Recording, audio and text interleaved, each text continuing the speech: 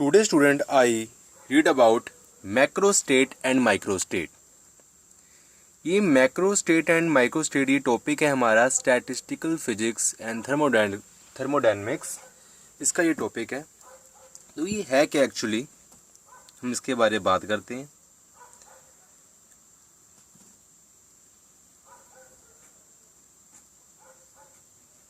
पहले हमसे बात करते हैं मैक्रो स्टेट के बारे में।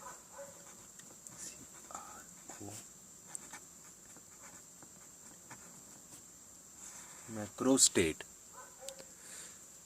The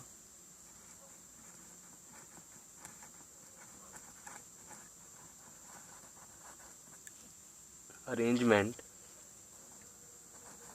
of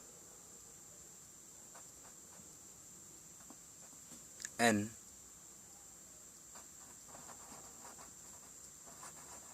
particles into S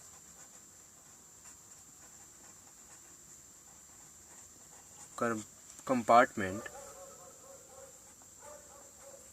with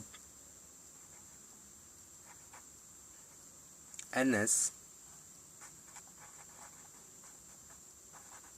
particles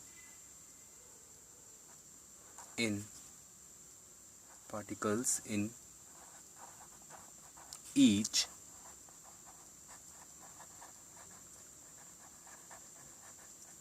compartment. तो उसकी डेफिनेशन क्या है हमारे मैक्रो स्टेट की? The arrangement of N particles into S compartment with N S particles in each compartment.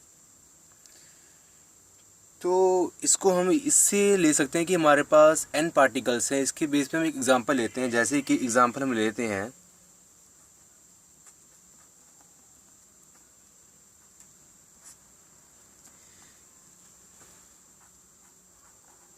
The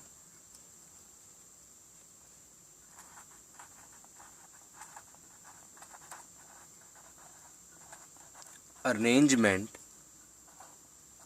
of 100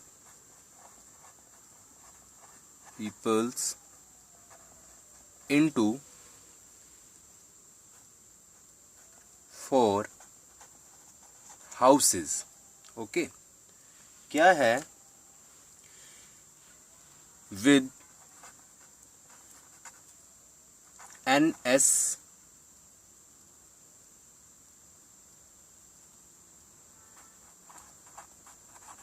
people in each houses। अब हमने जो n था हमारा उसको हमने मान लिया 100। हम करेंगे यहाँ आगे हमारा जो n है वो कितना है हमारा 100। ओके, और जो s था वो हमारा कितना आ गया 4, और जो ns है हमारा वो यहाँ ns ही है हमारा, हमने मान लिया ns। ठीक है, अब हम क्या करेंगे, हम यहाँ लिखते हैं कि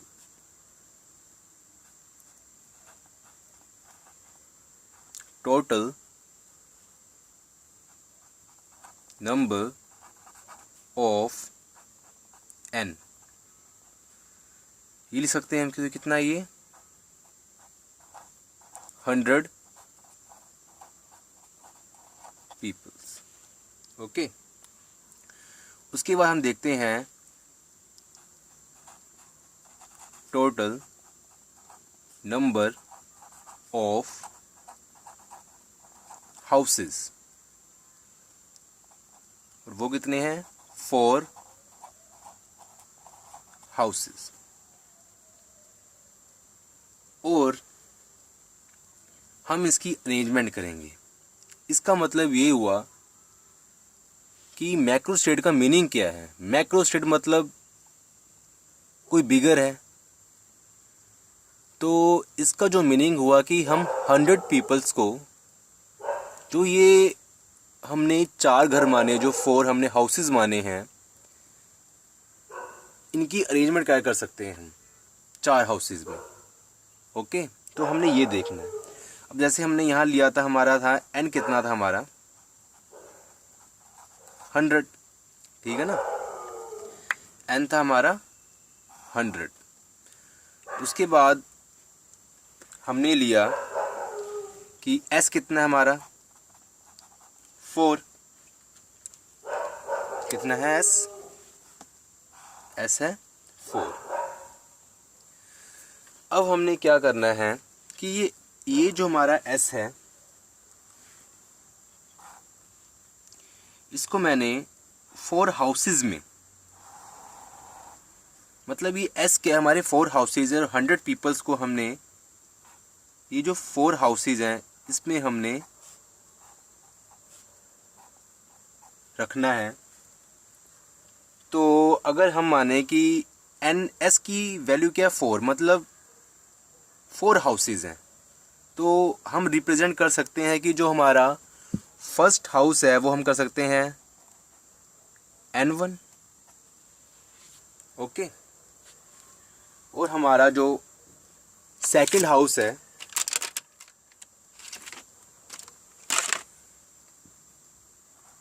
उसको हम रिप्रेजेंट कर सकते हैं n2 से।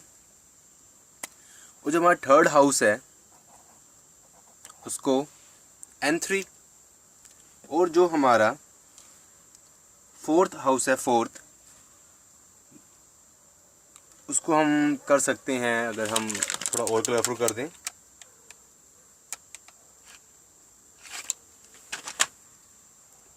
तो वो हो गया हमारा n4, ठीक है ना। ये हमारे पास 4 हाउसेज हैं।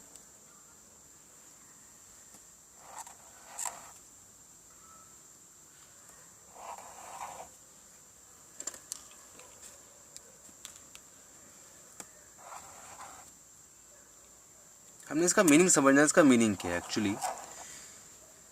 अब हम अगर चाहें तो इसको हम कैसे कर सकते हैं कि अगर हम मान लेते हैं कि हमने फर्स्ट जो हमारा हाउस है उसमें हम अरेंज करते हैं या उसको रखते हैं, बंदे रखते हैं हम 25, ठीक है, जितने पीपल्स हैं 25 रखते हैं। और जो हमारा सेकंड है उसमें हम रख लेते हैं 40। और जो हमारा थर्ड हाउस है उसमें हम रख लेते हैं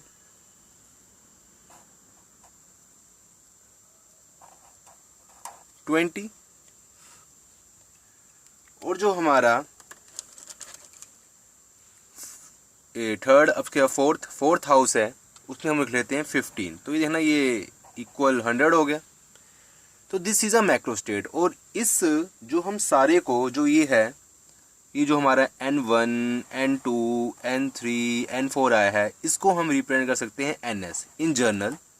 लिख सकते हैं इन जर्नल ns। तो हमारा ये ns क्या है, जो हमारा ये ns है, इज अ मैक्रो स्टेट। तो हमारा जो ये ns है यही हमारा क्या है, मैक्रो स्टेट है।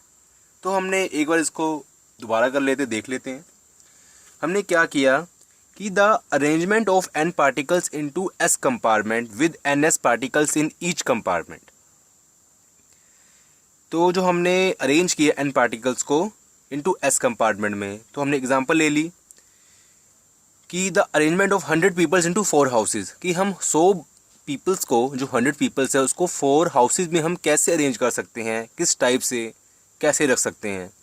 तो वही था कि 100 पीपल्स, हमने कुछ भी हम चेंज कर दिया, जैसे मैं 25 लिया, आप कुछ और ले सकते हो, 25, 25, 25, 25। तो मतलब थोड़ा सा ऐसे लेना कि थोड़ा सा रैंडमली हो जाए, तो मैंने इसलिए ऐसे ले लिया। तो दिस इज़ अ